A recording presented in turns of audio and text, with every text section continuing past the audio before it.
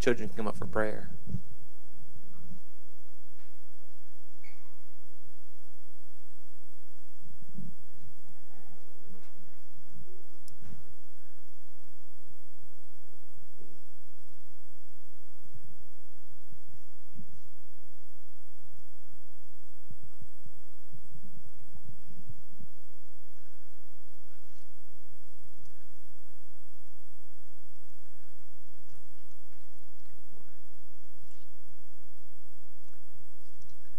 Father, we praise your name, and we ask that you guide us so that we can magnify you, that we can be those servants for you, and that in each of our parents' hearts, that our children will see those hearts of you, that our children will see you in each of us, and that it will drive them to want to be servants of you just like we are of you, Father. Father, we ask that your covering would be upon our children, and that you would protect them as they go out into this world with all the things that how we are different, Father, and how we are called to be different from this world. We just ask that you would strengthen our children's hearts, that in their differences in who they are being different, Father, that they would not grow cold, and that you would strengthen their hearts, Father, to be different in this world and not to want to be conformed to this world. And that the hearts of our children will be to serve you and be to make disciples of this world, and that our children will have hearts to go and be missionaries and be people that will go and live a life of service to you, Father. And that their desire would not to be conformed to this world, but their desire would be to be followers of you, Yeshua. Father, we thank you that you've given us teachers to teach these children, and we thank you for the protection that you've given them so far. And we ask that your hand is upon them as they go out in this week. In Yeshua's name we come to you. Amen.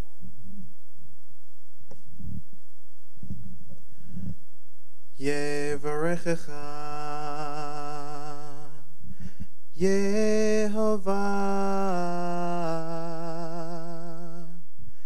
Veish Marecha Yair Yehovah Panav Elecha Vichuneka Isa Yehovah Panav Elecha Veyasem Lecha Shalom. Yahweh bless you and keep you. Yahweh make his face shine upon you and be gracious to you. Yahweh lift up his countenance upon you and give you peace. Amen.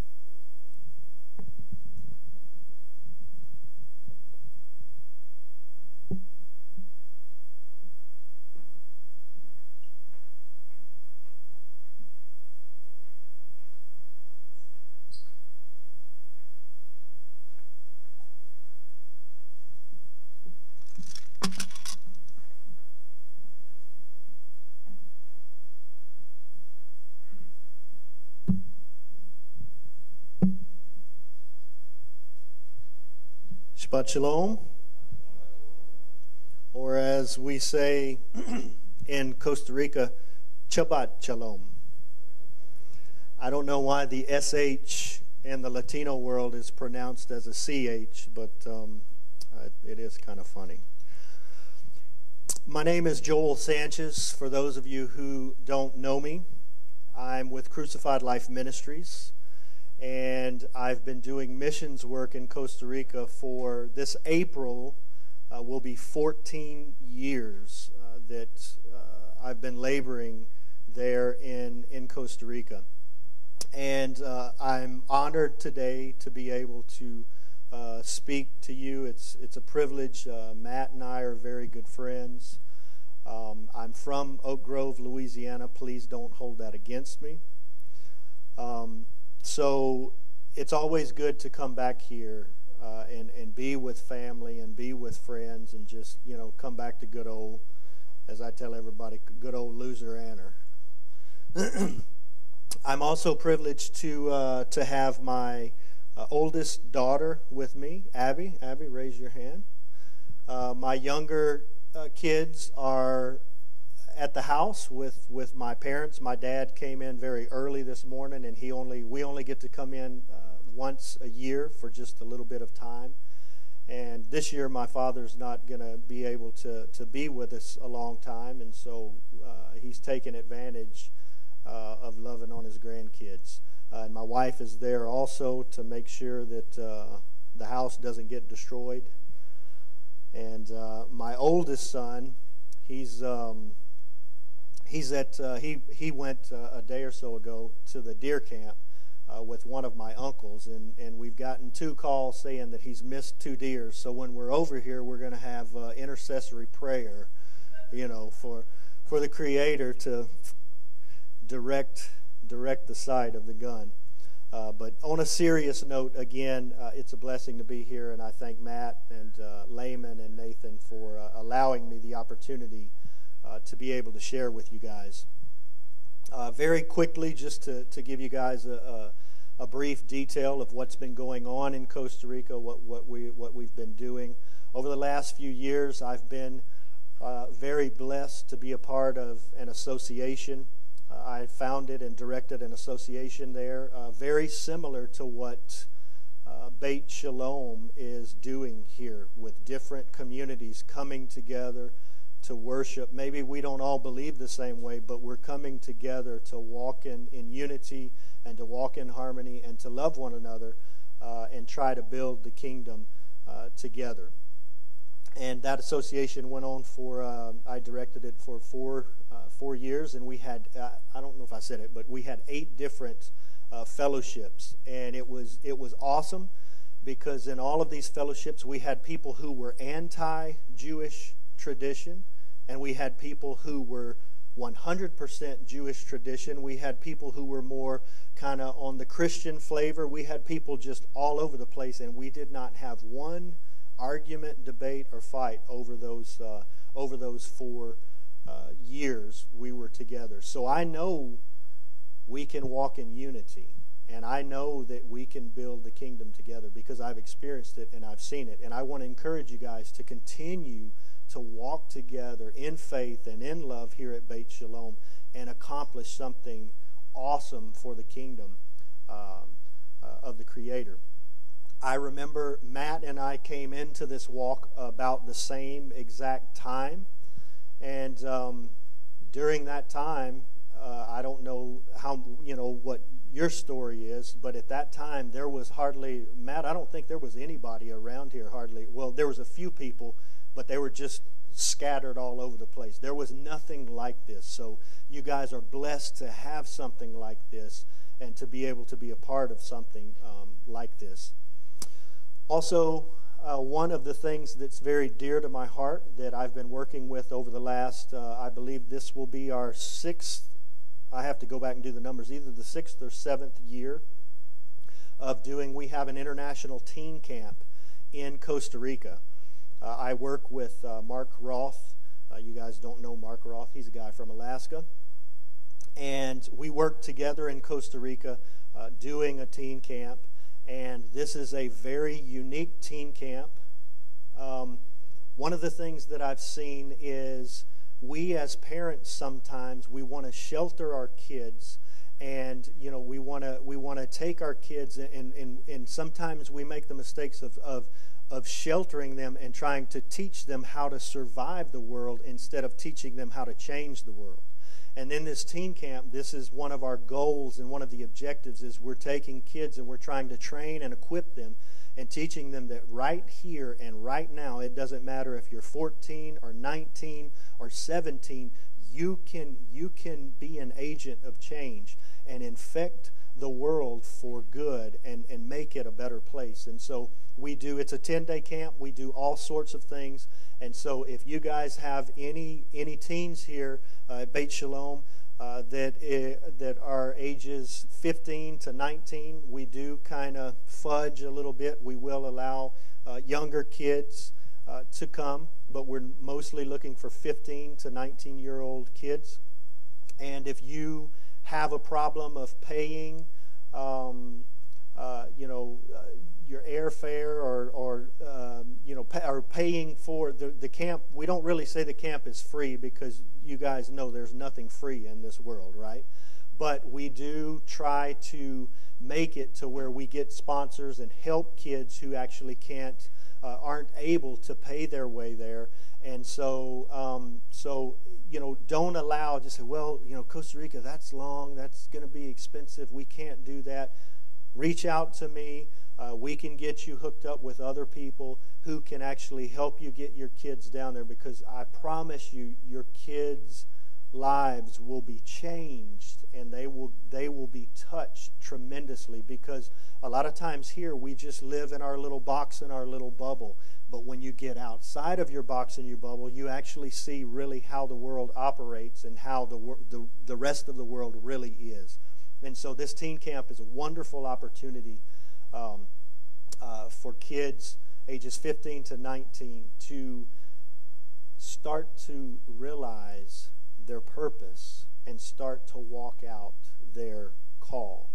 I usually say it like this, that kids come down, they kind of think they're going on like this missions trip or kind of like a vacation fun thing, and before it's over with, they're actually activated. And when they come back, we try to activate these kids to come back and start doing things within their community, not just their fellowships, but the community outside of their fellowships where they live. And we've had some very awesome success stories with kids going forth and starting to work with homeless people and starting to work in like teen pregnancy crisis centers and things like that. And so we're just trying to get kids to make a difference here in the world.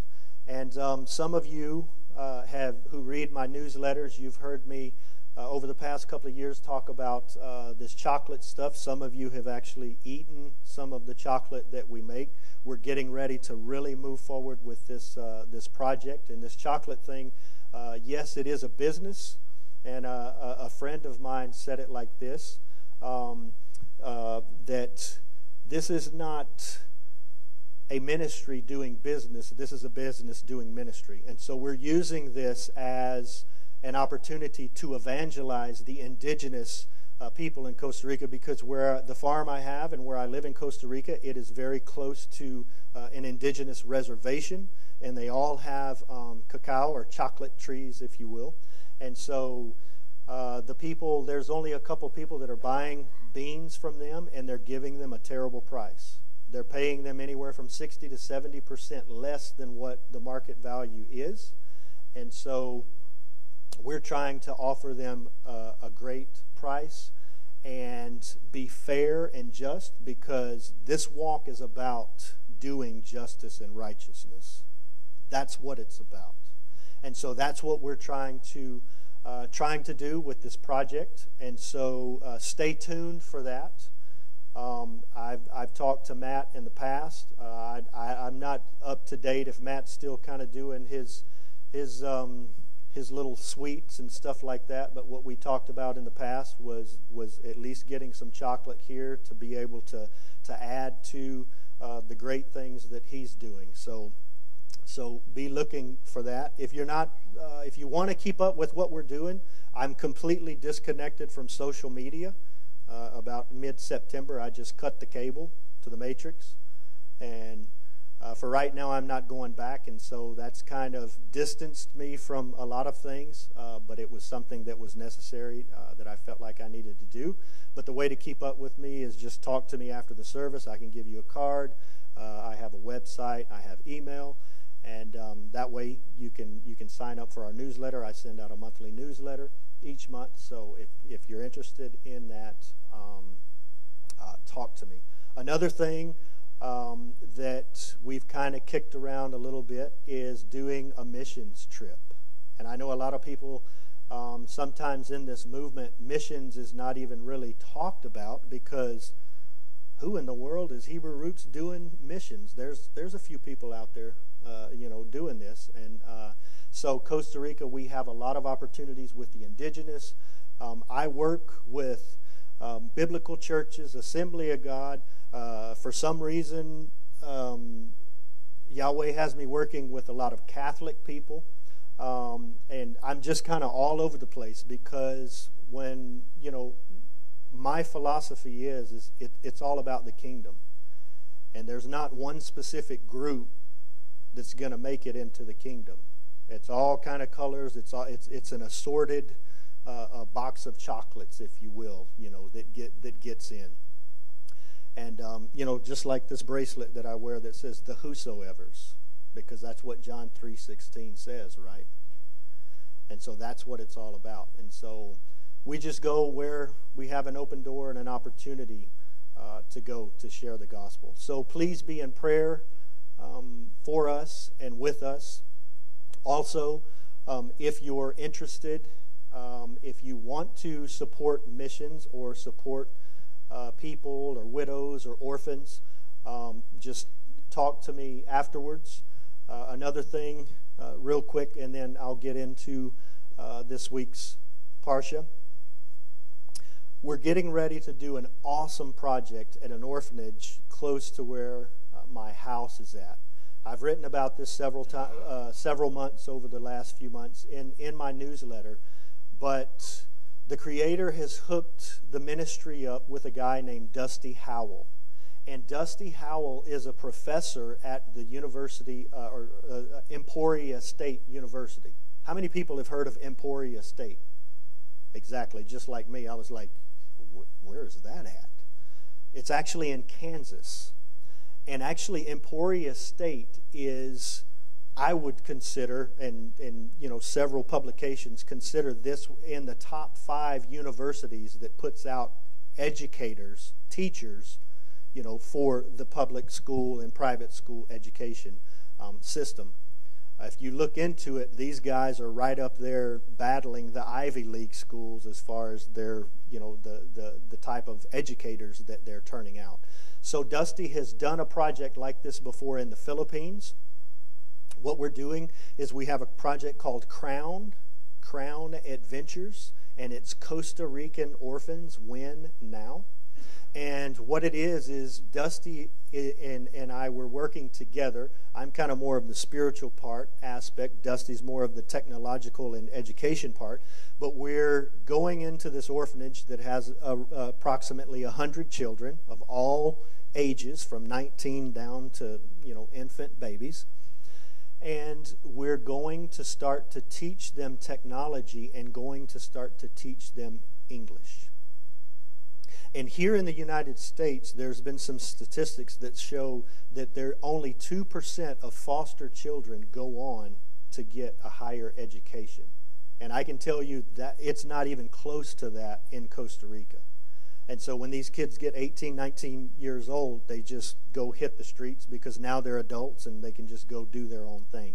So we're trying to give them a tool that can better their lives, that can break a cycle of sin, that can get them out of and can bring healing into their lives, and to set them on a different path and to give them a different road to go down so that they don't have to continue the cycle over and over again. And the area where we live, it's a big area for tourism and things like that, so these guys can leave the orphanage and they can go directly and get a job and start to do things and better their lives. So we're going to, when I get back in January, I'm going to be back in Costa Rica mid-January, and so I'll be doing videos from the orphanage. They don't like us taking pictures of the orphans or taking videos, but I've kind of sweet-talked them and buttered them up. Look, this is going to be necessary. Allow me to do some things, and they said, okay, we'll play ball with you a little bit. So that information will be on our website as well, those updates and things like that. So please be in prayer about that project, because it's probably one of the most important and probably the best project that the Creator has allowed me to be a part of in the 14 years there in Costa Rica. And the greatest thing about it is these orphans can't give us anything back. So I'm not saying, I'm here patting myself on the back, but I love looking for projects like that, because God shows up. When you do things for people that you can't get something in return, God shows up and God does great things. So I'm expecting him to do great things with this program. So with that said, let's get into what I want to share today.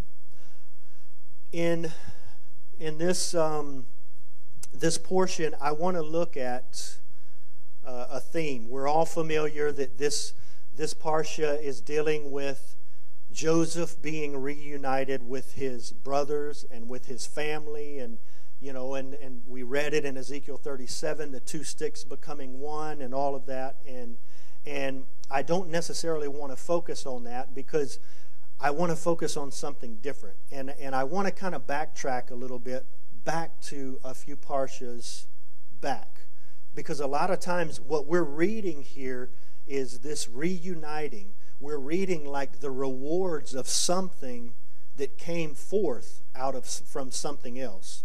And a lot of times we read something like this, and we only get focused on, wow, what an awesome thing. They were reunited. This was awesome, what God did and everything. But we kind of forget about the process that it took to bring this reuniting about.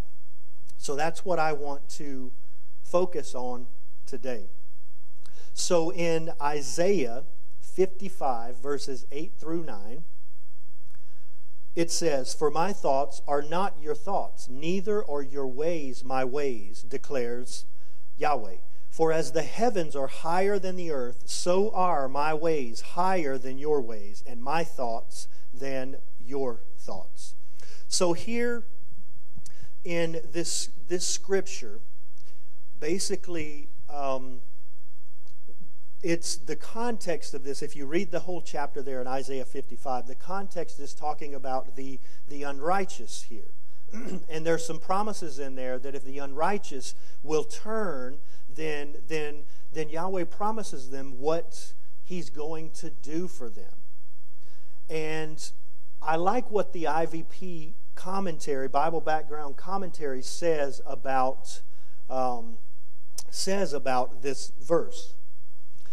And it says, distinctions drawn between the ways of God and mortals.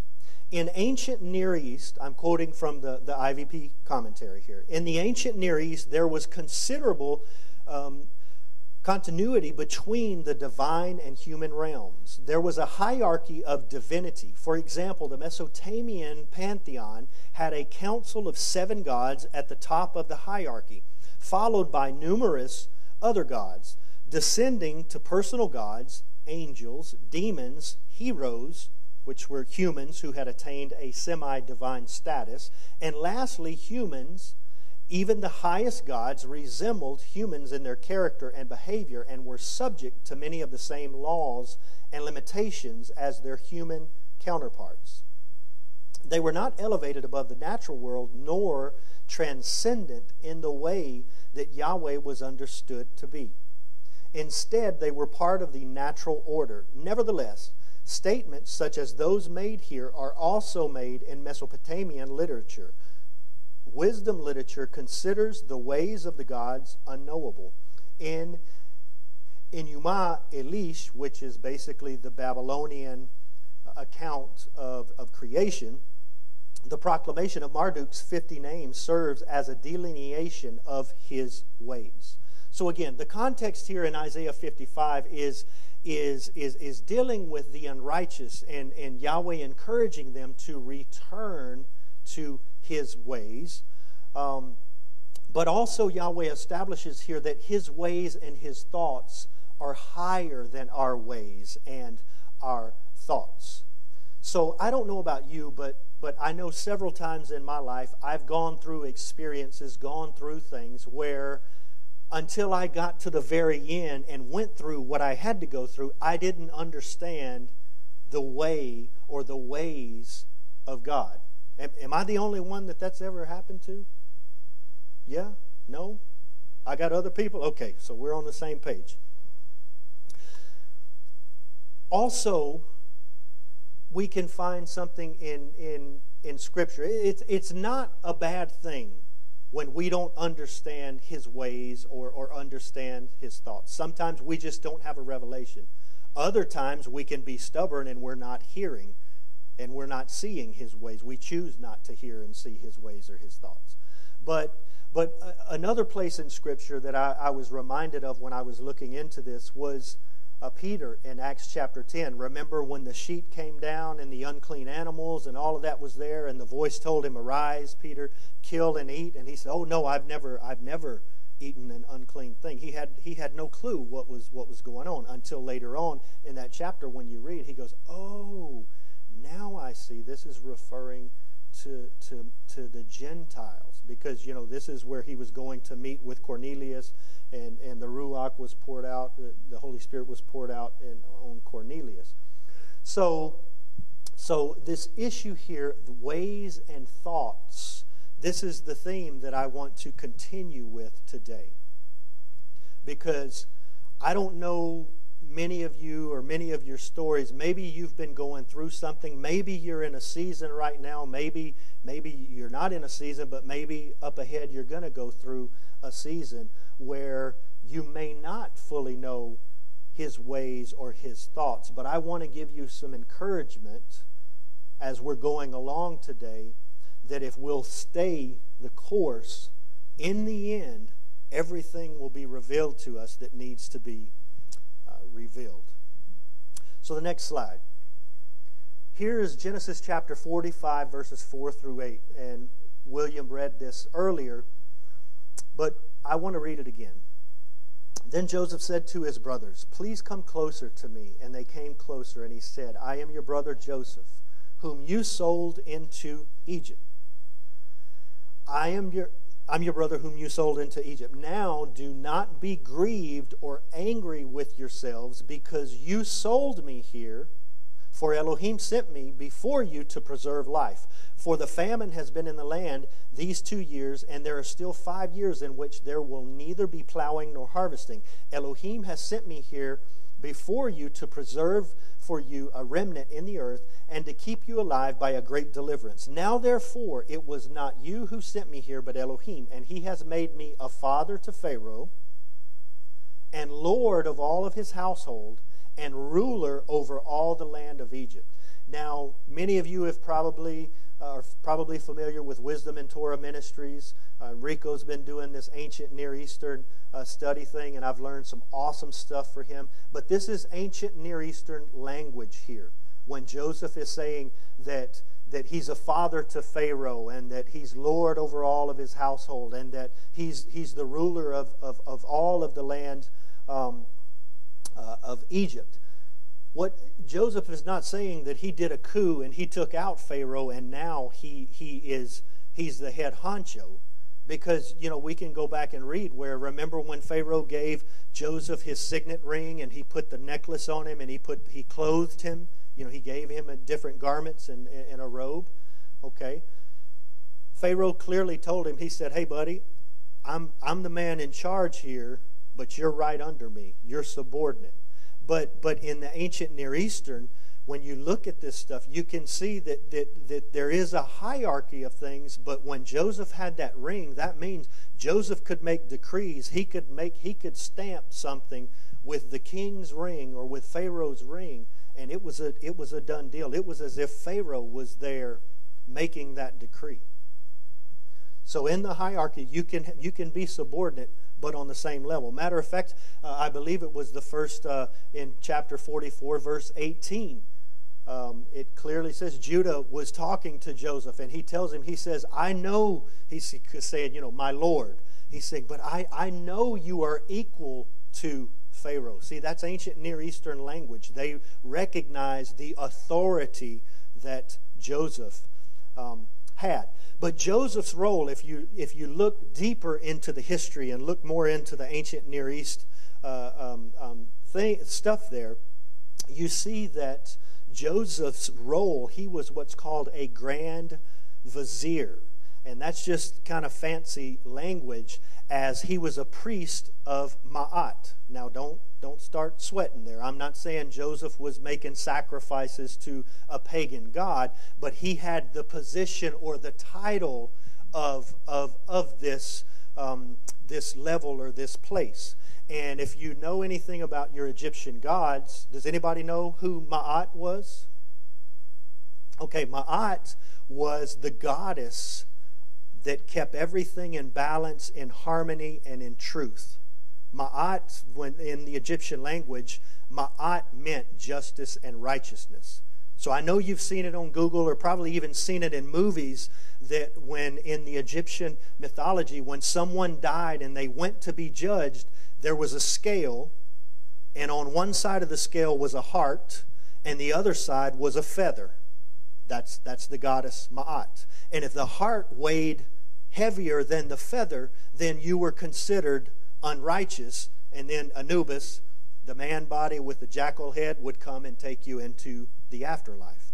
But if your heart was lighter than a feather, you were deemed just and a righteous person.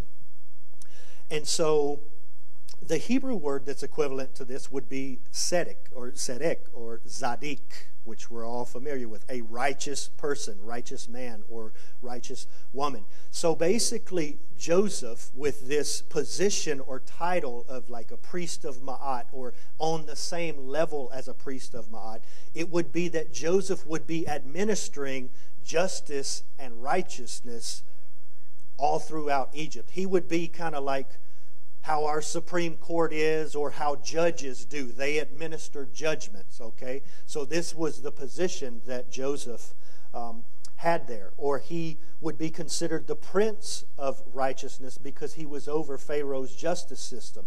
And one aspect of that system, which we see in this Parsha, is he was in charge of feeding and taking care of the people, and distributing the food and taking care of the people, which is another aspect of justice and righteousness.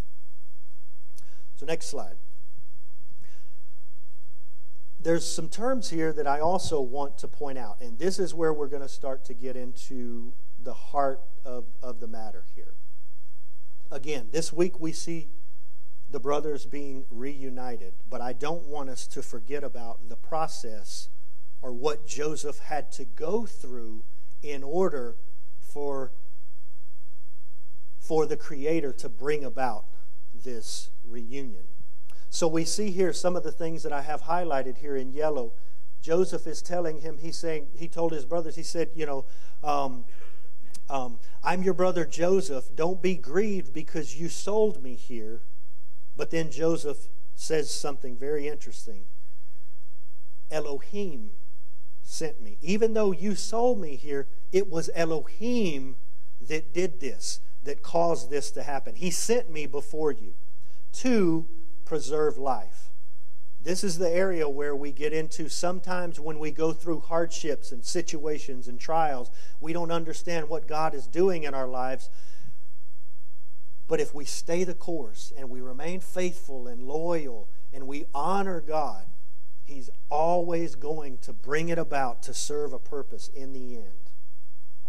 Joseph goes on in verse 7 to say, Elohim sent me before you to preserve for you a remnant in the earth. Verse 8, it was not you who sent me here, but Elohim.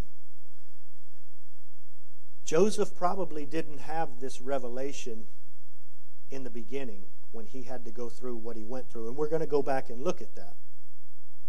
But the issue here that I want to touch on is, how did Joseph make it to this place of authority in Egypt? Did he just wake up the next day and, he's second in charge in Egypt? No, it didn't happen that way. He had to go through a process.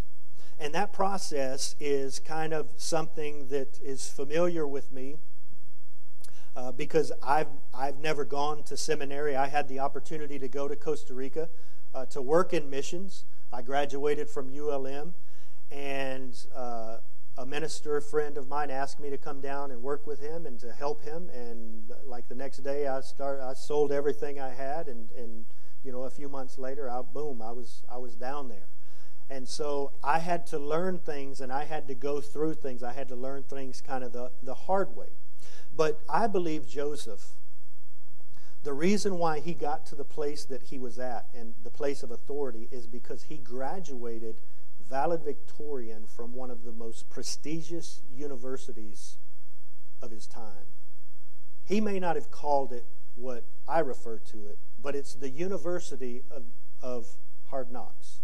How many of you are familiar with that university? Okay, so we know what we're talking about here. Know what I'm talking about. You know, the school that's associated with disappointment, with trials, with heartache, with adversity. And all of this is not necessarily because we're bad people or we've done something wrong, but a lot of times it's because of the call and the purpose that Yahweh has put on our lives. We have to go through some things because He knows really who we are, and sometimes we can't be fully used until we end up coming to the ends of ourselves so that He can fully fill us in order to use us.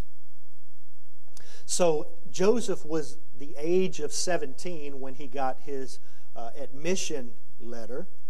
And how did his admission letter come to him? Well, it didn't get mailed, and he didn't go to the post office or go to the mailbox and pull it out. He had a couple of dreams. And those dreams, basically, the universe was bowing down to him and his family was bowing down to him.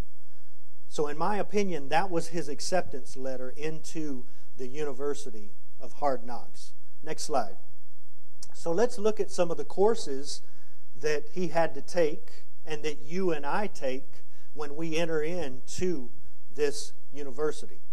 Again, this parsha, we're seeing the rewards, we're seeing the fruit of what I'm about to talk about, and sometimes we forget about, we just, again, look at the good and we forget about what Joseph had to go through in order to get to where we're at in this week's parsha.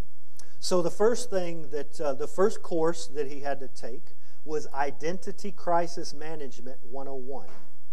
And in Genesis 37:23, this is how this played out. So it came about when Joseph reached his brothers, they stripped Joseph of his tunic, the vari-colored tunic that was on him. Now, this is an arguable thing because in the Hebrew, some translations say a multicolored tunic, vari-colored tunic. It can be argued that really this was not necessarily a multicolored tunic. It was actually a long, specific, special tunic that actually the firstborn son who was going to receive the father's inheritance wore. Joseph was 17 years old. He had brothers a lot older than him. Now can you start to understand why they stripped him of this garment? It wasn't just because, man, he's he's got on the latest Tommy Hilfiger shirt and we're wearing something, that we bought from that Dad bought us from Walmart. No, that wasn't the deal. It wasn't a fashion deal. It was more specific. So in this identity crisis management class, this is where you start to become unsure of who you are. You start to question and become unsure of what you're supposed to be doing. Has anybody ever been in that place before? Maybe you're there right now. I don't know. I don't know if we're live streaming this. Maybe you're out there on the internet. Maybe you're at this place. This is not a bad place to be, because it's all about a process. This place in Identity Crisis Management class, this is the place where you begin to have more questions than you do answers to those questions. You say things like, God, didn't you tell me? Didn't you give me a word, one time where I was going to be raising the dead, where I was going to preach the gospel, people was going to get healed, people were going to be saved, all of this stuff. This is that place where you begin to question. This is that place where things start to get stripped away from your life. And in this stage, one thing you have to be very careful about is this stage, your flesh wants you to get focused on what you don't have, what you used to have, and what everybody else around you has. And if you allow your flesh to start to focus on that, then you begin to open up the door for offense and bitterness to come in, because you start to blame God because of what you're going through. And we don't have, anything really written that did Joseph struggle or not, but I'm pretty sure he was a young boy, and he had flesh just like you and I had flesh. And if we would have gone through, us going through what he went through, I'm sure we wouldn't have all been, as if we were floating on the clouds, oh, bless God, and been super spiritual. We have flesh. He had flesh. I'm sure he struggled, just like all of us would have struggled and have struggled with problems and things in our past. The next course is purification through persecution. This is course 102. In Genesis 37:24, and they took him and threw him into a pit, and the pit was empty, and there was no water in it. So this is a place where you've been stripped of your identity, and now you begin to feel like you've been thrown in a hole, and you're left alone. You feel alone in a dry place because it's a place where God really isn't talking to you. You're looking for answers. You're looking for a way out. You're trying to get out of this uncomfortable place, but you can't get out of this place. This is also a place where offense and bitterness can take root in your life if you allow it. You have to keep your heart. You have to shield your heart from the offense and bitterness. It's also a place that when persecution comes, where you begin to become broken, and this brokenness and this pain and just all of this uncomfortable stuff begins to really affect you, your emotions and maybe your mental state and your decisions and the way you begin to act. But the issue is, this is all for a purpose. Joseph had to go through everything he went through. Why? Why did this parsha say? To preserve life. Next slide. So now that we've moved on from a few courses, now let's starting to get into some of the upper level courses. And here I called this course Played, Frayed, and Swept Away. In Genesis chapter 37, verse 28, it says, Then some Midianite traders passed by, so they pulled him up and lifted Joseph out of the pit and sold him to the Ishmaelites for 20 shekels of silver. Thus they brought Joseph into Egypt. Now this is a place where your hope of getting out of the pit and getting out of this dry place gets crucified even further. It's where your trials or your trial starts to bring you to the end of yourself, because nothing you're able to do seems to get you out of the place or help you move out from the place that you find yourself in. But the issue is that a lot of times when things get tough on us and we're struggling and it seems like everything's falling apart around us and on us and in us, it's not necessarily that God is actually taking away from us. I know this sounds crazy, but He's actually adding to our lives. Because the trials that we go through begins to move you from allowing on your own strength and trusting in your own strength and your own self to begin to depend on your relationship with Yeshua. The trial or the problem or the problems you're going through becomes your platform. And a lot of times we try to pray our way out of a situation instead of praying our way through a situation. I got any Pentecostal people in here? Ex-Pentecostal people in here? Well, I'm going to leave that alone. So you have to you have to learn that just saying one prayer is not gonna make this work. The process is necessary to get us to the place that Yahweh has called each and every one of us.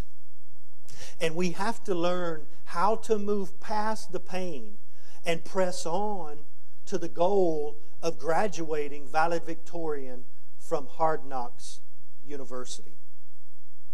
Next slide. Here's the 302 level course. It's learning through serving. When we start to see that there's nothing we can do within ourselves and everything's kind of falling apart around us, nothing's going our way, here's what we have to do. We have to look for ways that we can serve. Because there's nothing that will fulfill you any more than when you begin to serve others. Some of you know what I'm talking about. But we begin to learn and we begin to move forward when we begin to serve others. In Genesis 37:36, we see it says, "Meanwhile, the Midianites sold him into Egypt to Potiphar, Pharaoh's officer, the captain of the bodyguard." So it just seems like he's jumping from place to place to place. But every one of these places that he jumped from and went to was a link in the chain that brought Joseph to the place that we see today in this parsha, to be able to be reunited with his brothers.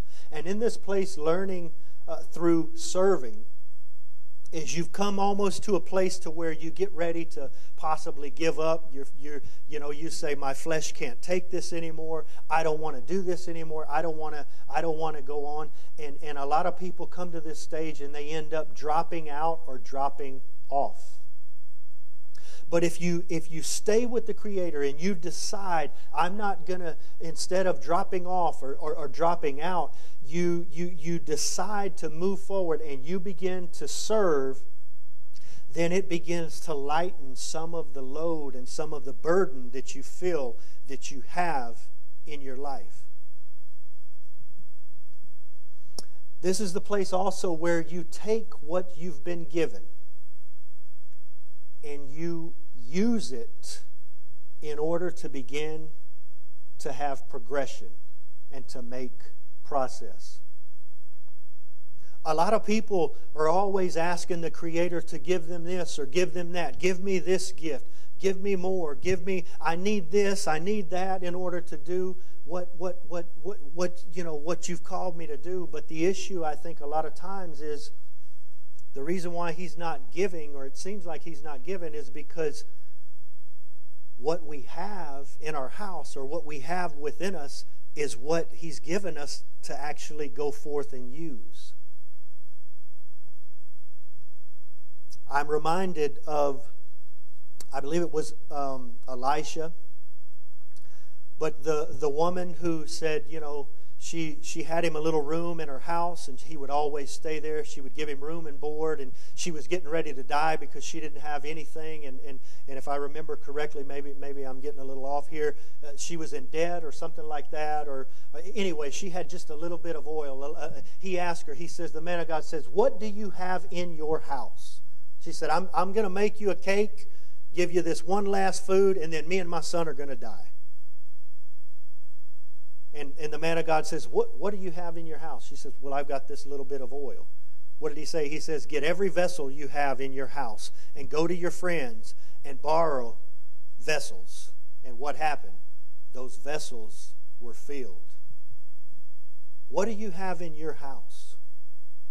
Many times, the things that we're praying about and we're running around looking for, they're right there in front of our eyes. They're right there under our noses. We just have to recognize it, pick them up, and use it. And if we begin to use those things, then the Lord begins to add to that. And this lady, it was full. Every vessel was full, and she didn't die. She was able to go accomplish what she needed to accomplish. So the next slide. Now we're getting into the upper level courses. We've kind of gone from kind of woe is me, down on ourselves, I can't make it, to finally making a decision. You know what? I don't really know what's going on, but I know one thing I can do is I can help somebody else. I can serve somebody else. I can do whatever. I can work with homeless people. That's how I started ministry. Right over here, I can't remember the street, but this little bridge right over here. It may be off of Desert. I remember when I first started doing ministry, I was driving one day in my car here around Monroe and just praying. That's what I would do. I'd get in my car and just drive around because I didn't know what my purpose was in life. I'd recently come to the Lord, and I just really felt like I should be doing something. But just like most people, when they come to the Lord, you don't know really what you're supposed to be doing. You're just happy to be in the kingdom, and be part of the kingdom. And so one day I just saw a bunch of people gathered up, and I saw people giving food to people. And I whipped in there. I was like, what you guys got going on here? And so they told me, and so I said, hey, can I be a part of this? I can put some food on a plate. I can hand it to somebody. I can give people hugs. I can encourage them. I can do whatever. And that day, I always tell people this. That day, I believe, when I began to do that, that was a foundation. Something started there that actually helped put in motion Crucified Life Ministries, because at that time there was no Crucified Life Ministries. I couldn't even show you where Costa Rica was on the map. But what would have happened if that day I didn't pull my car in there and start putting food on, just something simple as piling food on a plate and giving it to someone?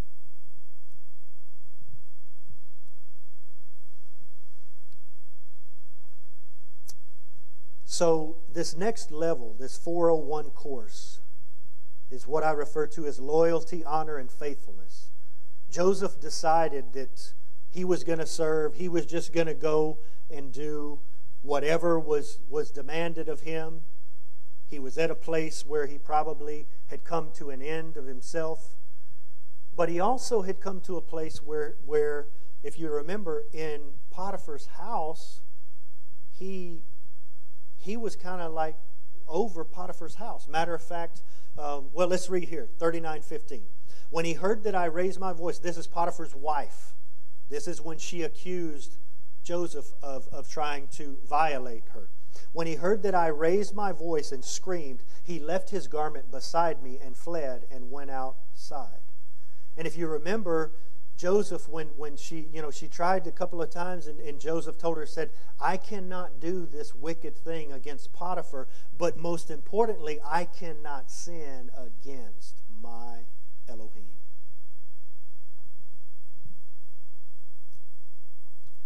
Loyalty, honor, and faithfulness. This is where, when accusations come, falsehoods come, people lie on you, or things happen in your life where your name is dragged through the mud, etc., etc. This is where you allow the Creator to defend you. I know that's easier said than done, because when it comes to people bringing accusations against us, we become as if we're the best lawyer in the whole world. We start, putting our case forth. We start gathering people on our side, witnesses, on our side, to be with us. But the interesting thing is when we allow the Creator to defend us, He defends us a whole lot better than we can defend ourselves. See, when you get to a place to where you become loyal and you give honor and you're so faithful in your relationship to God that when accusations and falsehoods and lies and gossip and criticism, these things come forth about your ministry, I'm not saying that it doesn't sting, it doesn't hurt, but you come to a place to where you trust in Him and you don't allow other people's opinions and their criticisms and the falsehoods and the gossips and the lies and the false accusations. You don't allow that to run your life or steer your life, because you know in the end Yahweh's going to do something about it. you get to a place to where you know you're going through some things, but your focus becomes more focused, and that focus is your relationship with Yeshua. I know that in times when I start to get squeezed, when I have problems, when trials, when things aren't going my way, frustrations and things like that, I know that, man, those times are some of the best times in my life, not on my flesh, but some of the best times in my relationship, because it causes me to go after God more and try to figure out what's going on and understand His plans and understand His ways and understand His thoughts, and to see really what He's doing in my life. Next slide. Now we get to the point to where graduation is right around the corner, and we're going through the internship. And in Genesis 39:20,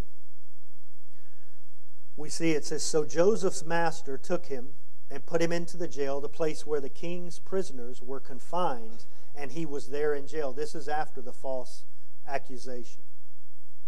I mean, could you imagine what Joseph was feeling right now? He had finally gone from the pit to being sold into slavery, to being brought into a foreign land. Now he's kind of making his way out. He's kind of seeing kind of the light at the end of the tunnel. He's in Potiphar's house. He's kind of doing his thing there. He's got people under him. He's kind of not necessarily running the show, but yet he kind of is. And now, where is he at again? Boom. He's back in jail. I'm sure he struggled with that a little bit.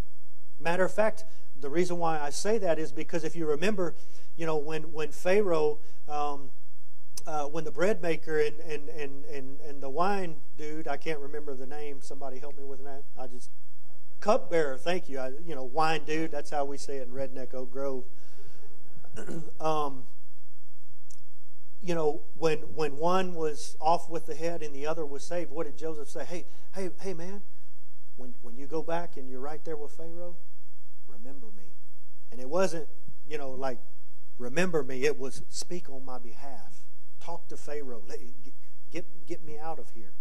But see, there was still a little bit more internship experiences and on-the-job training that he had to get and go through before he could get to that place of authority.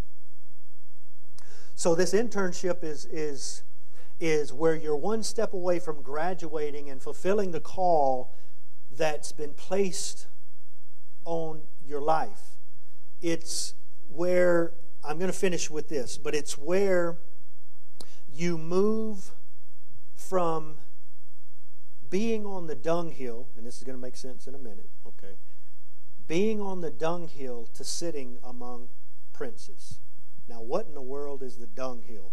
Well, the King James uses this term in 1 Samuel, next slide, 1 Samuel chapter 2, verses 6 through 8. This is what Joseph lived. He lived the dunghill process, the dunghill experience.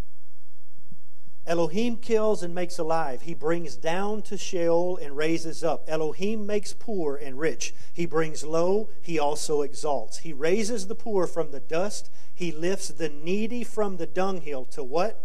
To make them sit with nobles, or to make them sit with princes, or amongst princes, and inherit a seat of honor, for the pillars of the earth are Elohim's, and he set the world on them. So the dunghill process is what we've been talking about that Joseph had to go through. And again, it's not that the Creator hates you or He's mad at you and He's taking things away from you. He's trying to add to your life and bring you to the point to where He can give you for what you've asked for. I'm pretty sure many of you, or probably everybody, has prayed this kind of prayer before. God, use me. Do whatever you have to do in order to get me out of me so that I can be used by you. Has anybody prayed that prayer? Yeah. That's a serious prayer. You better be ready when you pray that prayer, because it's going to get hot and heavy. You're going to go through some stuff. But the reward when we allow our problem, the trial, the tribulation, to become our platform that leads us into the will of Yahweh, that reward we get is just what we see that Joseph had. Not that we're going to be, advising the President of the United States, but the issue is we're going to start having relationships that come about. We're going to start seeing people come into our lives where we can speak into their lives, where we can advise them, where we possibly can just say one thing to them that preserves life. Because in the end, that's what this walk is all about. We are supposed to be administering life, giving life one to another. There's nothing more rewarding when this process is over with and the God of Abraham, Isaac, and Jacob brings us into the fullness of what He had planned for us the whole time. But the issue is, our biggest enemy when we're going through this is not people who accuse us. It's not our brothers and sisters in the faith who've done us wrong. It's not even a family member who may be treating us very badly. And honestly, our worst enemy is not even the serpent. The worst enemy is ourselves. Everything that occurred in Joseph's life, it had to happen in order to preserve and sustain life. Not just for Israel, but for those who lived in Egypt. And the issue is, we've not been given this revelation about this walk that we're on just to go get more knowledge. We've been given this revelation to take what we have and to administer it to those around us, no matter if they're in the faith or not in the faith. We're not the judge on who gets in or who gets out or anything there and above. Our job is to go through the process and allow that dunghill process to take effect in our lives until when we come out of that, we can sit with princes, but we never forget where we came from. We never forget what we went through. We don't get all puffed up, and become somebody in this world. When we start to do that, you're getting ready to fall. It may not be tomorrow, but you will fall. What does the Scripture say about pride? It's not a good thing. So I want to encourage you today. Beit Shalom is not just a place where you can come and get fed and hear a great word and have great fellowship. Those things are here. I know that. There's a purpose for each and every one of you as to why you're here.